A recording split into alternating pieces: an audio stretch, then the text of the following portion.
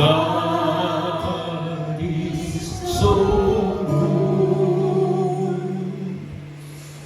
God is so good. He's so good to me. He washed my sins. He washed my sins. Thank you, Lord. Thank you, Lord. He washed my sins. He washed my sins. He's so good to me. I love him so. I love him so.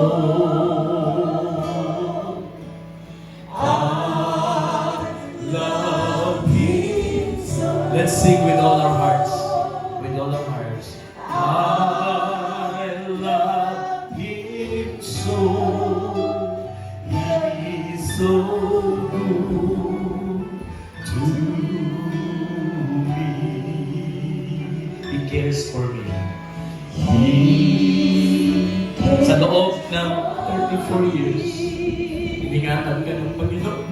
He cares for me. He cares for me. He's so good. Answers prayer. Tas na natin kamay sa Panginoon.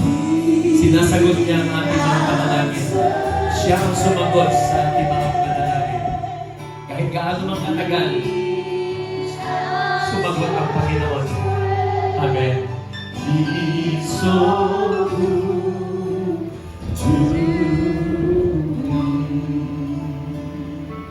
Nag-aawitan siguro, umaawit si Adam, inaawitan niya ang Diyos. At damang-dama po niya ang kagalakan. And that is very ideal relationship na meron ang tao at ang Diyos doon sa Garden of Eden.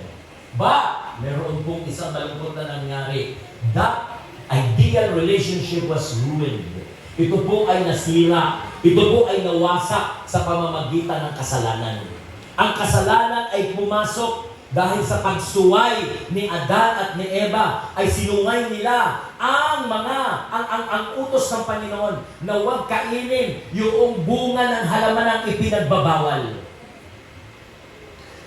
Kaya siya ay, bakit? Sapagkat hindi po acceptable sa Diyos ang kasalanan kailanman. Ang kasalanan ay kasalanan. Narinig niyo po ba ako? Hinihiling ko pong maghawakan ang inyong mga cellphones. The Lord, hallelujah! This is the day that the Lord has made, and let us be glad in it. Amen? Pwede po bang batiin mo ang iyong katabi at sabihin mo sa kanya, we belong to God's family. Sige pa, sabihin niyo po, we belong to God's family. Praise the Lord. Hallelujah! Bilang ka sa pamilya ng Diyos. Amen?